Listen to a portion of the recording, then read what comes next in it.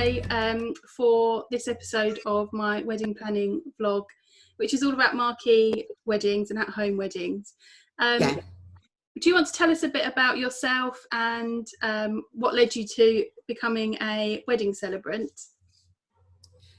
So my name's Jennifer Patrice and I'm a celebrant. I don't only do weddings, I do lots of different ceremonies. And I've been planning and taking part in the organisation of weddings for as long as I can remember, really. And I'm a die-hard romantic. And I suddenly decided that I wanted to be the person conducting the weddings. And in 2013, I donated a kidney to one of my friends. Wow. He says to me, "Oh, you know, you should be doing the course. You keep talking about weddings."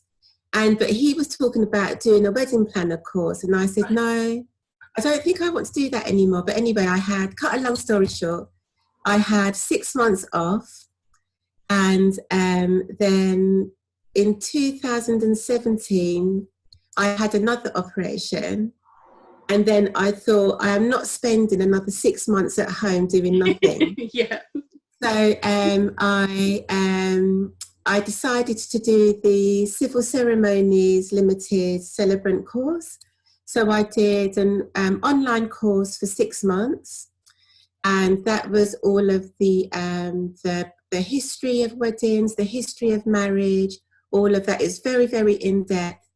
And then I had to do a week's residential course, take exams and video exams, at which point I passed and I got a nationally recognised qualification. Amazing. So, yeah. So a lot of hard work goes into it. It's yeah. But, you know, it's paid off. It's paid off in dividends, I would say. Yeah. Oh, amazing. So for those that don't know, what is a celebrant? And in terms of weddings, how would a celebrant ceremony differ from, say, a civil ceremony or a church ceremony? So, in my opinion, although celebrants give couples the wedding ceremony they always knew they wanted but never knew they could have. Yeah. So we meet with them. I'll tell you first about the traditional route. So traditionally, couples thought that there were only a couple of ways to get married, either in church or with a registrar, either in a registry office or in a venue where the registrar would come out. The registry office or registrar ceremony lasts for maybe about 10 minutes. Mm-hmm. And a church ceremony, depending on your denomination, can last quite a while or very short. The difference is that with a registrar, they don't know you. So when you go to the registry office, it's more or less the legal formalities, and they also have a script, but there's not much give in that script. Yeah. And it can be the same with church. With a celebrant, we meet with the couple anything from 3 to 2 years before the wedding date, depending on when they've booked us, up until, well, I did Don't Tell the Bride, and the groom Friday, and the wedding was on the Sunday. Wow. And, you know, it was daunting, but I did it. So we get to know the couple. I don't have a limit on the amount of meetings or phone calls or Zoom meetings that I have with my couple. We learn their relationship history, and then we turn that into their ceremony. So it's a very, very personal, bespoke ceremony rather than a generic one. And are there any restrictions in terms of what a celebrant ceremony can entail, such as the readings or the music? Because obviously, especially in civil ceremonies, there are restrictions placed on you, aren't there? I don't do the legal ceremonies. There are some celebrants in Scotland that do, and I believe they're humanist celebrants, but I don't do the legal ceremony. We can do a ceremony anywhere, whether it's in a venue, outside, on a cliff, in your back garden, anywhere that you choose, anywhere that has a special feeling for you. So I've conducted weddings in Hyde Park, in the Italian gardens when the blossom was falling. Beautiful. Did weddings in the Gherkin, on the London Eye, in a private pod. So yeah, pretty much anywhere. Anywhere, yeah.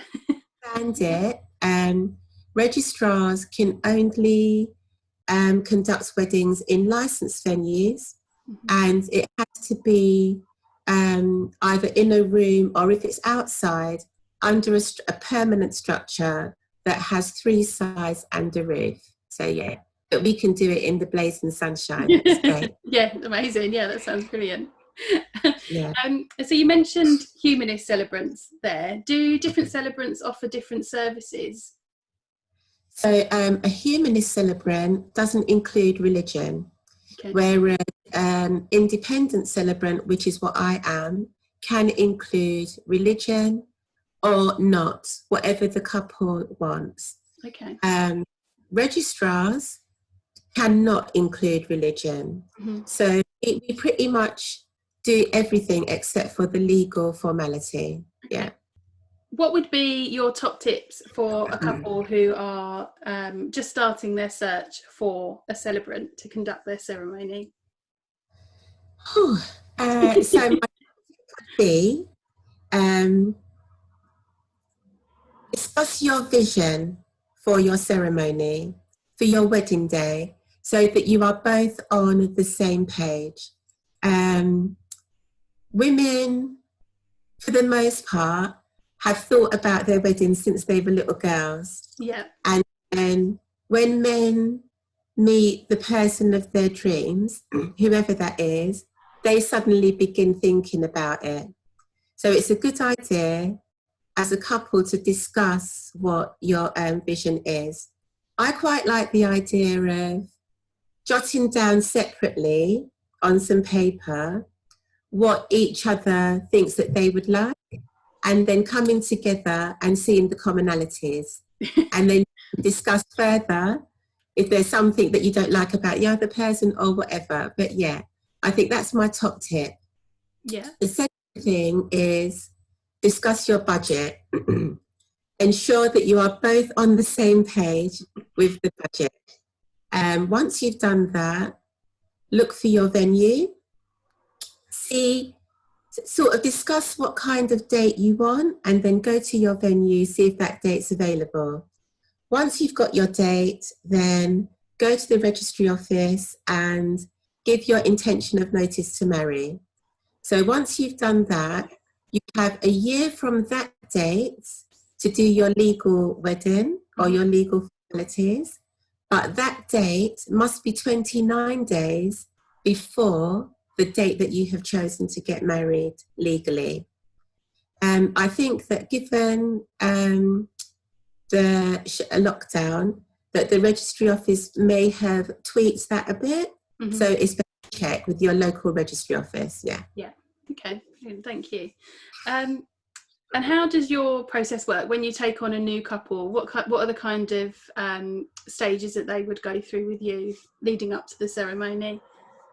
So once they've contacted me, we have a chat, much less like we're having like now. But if we were outside of lockdown, we'd meet somewhere that's convenient for both of us. And then we'd discuss how I work to see if we're a good fit. Because sometimes you see somebody online on their website, or you read a bit of blurb that they've put, but you can't really tell until you've met the person in person. Once they've decided that they do like me and the book and they want to book, then I send them a contract And once I've got that contract back signed, then I send them an invoice for 25% of the deposit. So then the remaining cost is broken down over a period of time up to their wedding. And then the final payment is made 30 days before their actual wedding day. So as I said, I don't have any restrictions on the amount of meetings we can have, telephone calls we can have. Mm-hmm. Getting married is up there with the stressful things that can happen in life. It's one of the life's important moments.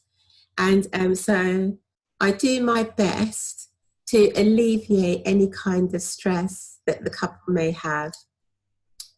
I send them a questionnaire each, which I trust not to show to each other. And I get that out, and then I write my script. And on the day when they hear the script, when their loved ones hear the script, their journey is instantly recognisable. Yeah. Yeah, that sounds amazing. So is the script on the day almost like a bit of a surprise for them, or do you kind of run drafts past them beforehand? No? Oh, that's really lovely. Lots of, I think the majority of celebrants do run it past them. Yeah. With one celebrant that doesn't even have a script, he just talks off the cuff. Wow. And I'd be very worried that I got a name wrong or something, you know, so I make sure that I have a script. But I write my ceremony, and I don't share it unless the couple insists. Yeah. I think I've only ever had that once, and it's been, but the feedback that I've had has been amazing. It has been amazing. I've had one guest say that my ceremony was like poetry from beginning to end. Oh, that's beautiful. Another bride saying that I stole a piece of their hearts, you know. So it's, I love it. I love it. Yeah. Yeah. I think it's a really nice touch, actually, for it to be a surprise for the bride and groom. Yeah. Because they don't get many surprises on the day, because they've had, you know, they've planned it all so meticulously throughout. It's really nice to have that little extra touch on the day. Yeah. It's really lovely. And genuinely, it is from my heart to theirs. Mm-hmm. So I put everything into it, and it's lovely. It's a lovely, lovely ceremony. What do you think, from your experience, or just in your opinion, what is it that, what parts of a wedding makes it most memorable, and where should a couple kind of direct their time and their money, I guess, on making something really perfect? So I suppose because of what I do, I think the vows are very, very special. Yeah. I think that moment when they're looking into each other's eyes and holding hands and telling each other what they promise for their forever, and their loved ones being witness to that, I think is a very, very special moment. And when you see the photographs of that moment and the emotion, not just from the couple, but also from the guests, it's palpable. Yeah. So I think that the vows are a very special time. Mm-hmm. Yeah. And I think that's only going to increase post-lockdown, and, you know, with everyone postponing. I think we're all so excited to be back doing what we love, and seeing those really special moments. Absolutely, because like I said, that women generally have been thinking about their wedding since they were little. Mm-hmm. But once they've started planning that journey, and we're now in lockdown, both of the couple have carried that wedding day in their hearts, and then they've carried the planning in their heads. Then all of a sudden it's not going to take place. Yeah. So they've now got to take that to another date, keep the momentum going. And for me, it's a time when they will have grown closer together, because all of a sudden everybody's in each other's companies 24/7. And so, you know, I think it will be an even more poignant moment. Yeah, definitely. Yes, completely agree. So in terms of marquee weddings, obviously generally at home, but it could be a marquee in a venue or something like that. What do you think it is about an at-home marquee wedding that is really special? Oh, where do I start? I think there's something about a marquee or a TP wedding that has a closeness. It has like a snugness to it. It's almost as though you are at home and you've dressed your home in twinkly lights, and you've dressed it in whatever artifacts or bits that planners can provide or that you can provide, whether it's vintage, whether it's ultra modern. And I think it takes a very special person to be able to dress a marquee and get it just right to reflect the couple. Because after all, when you go there, it's just bare bones. Yeah. So you've got the floor, you've got the sides and the windows. And then whoever it is that's dressing it has to put the personality of the couple within it, not like you would do if you were in a hotel or if you were in another venue. So for me, it kind of conjures up a different kind of romance. The lighting is softer. As I said, the lights, just the whole atmosphere. It's tangible. The atmosphere is tangible. I think. I think you've summed up perfectly there. With exactly why I love marquee weddings so much. And a big part of my ethos as a company is that at home, homely feeling. Like it's just an extension of home. And I always try and describe the atmosphere that I like to create for my clients is like a massive Sunday dinner with all their friends and family, favourite food, that kind of really warm, homely atmosphere is always kind of what I'm trying to achieve. And also the added bonus is the other vendors that you have just outside. So if it's the summer, then you could have like a hot dog truck outside, chip truck, or you can have an ice cream cart, beer kegs and all of that sort of things. There's just so much fun. There's just so much fun and emotion packed into both inside the marquee and outside. Particularly if it overlooks water. Oh, it's a dream. Yeah, it's a dream. Yeah. Yeah, it is. It really is. Yeah. What would you say is the best or most memorable wedding that you've worked on, and what made it so? Oh wow. Every single wedding is unique. Yeah. So I don't have a best or a special, because on that day, in that moment, I'm taken away by the emotion of that particular couple. Yeah. But I do so celebrants conduct symbolic rituals like ring warmings, sand pouring, a unity candle. And I think when the family is involved, so if there's a sand pouring with the couple and their children, or if there's a ring warming with as many guests as the couple would like, or with just 2 guests, or when they go to light the unity candle. But I think the ones that stick out in my mind particularly are one I did in the Savoy in November with the ring warming between the 2 moms, because we were a very, very tight-knit family. So the 2 moms did readings, and when they came together to do the ring warming, it was just lovely. And then when the rings were exchanged, it was like the static was in the air. And I did the wedding in Hyde Park, and the blossom was falling, and there was so it was just myself, the couple, and the photographer. Wow. And a little crowd gathers, and the man that started filming.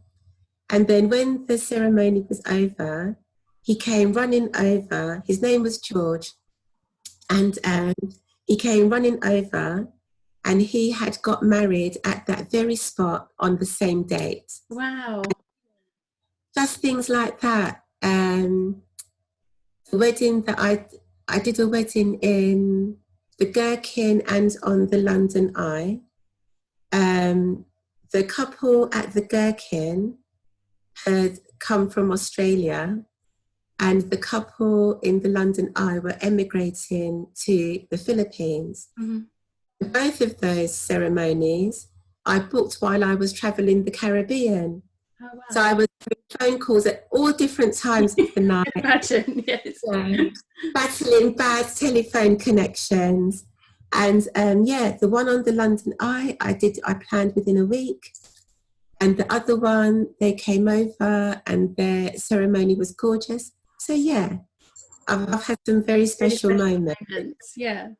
It's funny because I remember every single one of the weddings that I've conducted. Yeah. I remember all of the dates. So I don't need to check my diary to wish them a happy anniversary. I remember all of them. Yeah, no, that's really special. And I think, you work with them over such a long period of time that you do build up that connection, and, that rapport, they become a friend. You do it, it's engraved in your memory, doesn't it? When you... Yeah. It's for me, it's amazing. It's amazing. And it's very true. If you do a job you love, you never work a day in your life. Absolutely, yeah. Yeah, it's true. I think when next year comes, I think that, when you see something like Roadrunner, and like they're just running, and the tarmac is burning, I think that's going to be us. Yeah. So I think that we should take this time as a season of rest. Yes, absolutely. Next year, we'll be rejuvenated and ready to go. Yeah. And I don't think you'll ever have seen people happier to be back at work than the wedding industry next year. Yeah. It's funny how working on weddings is hard work, because a couple have entrusted you with their special day, and but I miss it. I miss it so much. I really, really do. So yeah. I'm the same. I can't wait to get back to it. And yeah.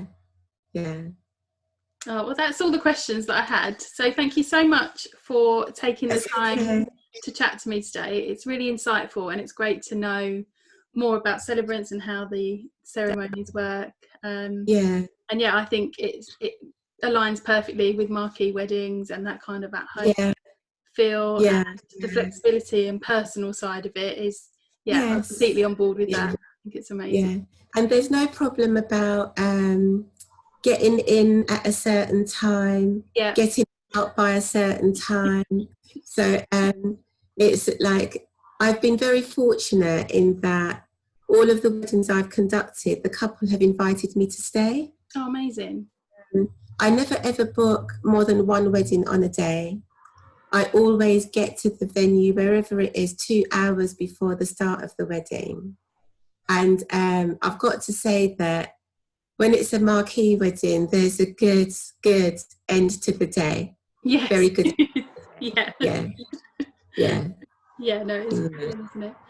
Okay, well, thank you so much. And your details will be on my webpage, so everyone that is interested in contacting you will have access it there. So thank you very much. It's lovely to talk to you. Thank you for the opportunity. Thank you. Thank you. Take care. Bye.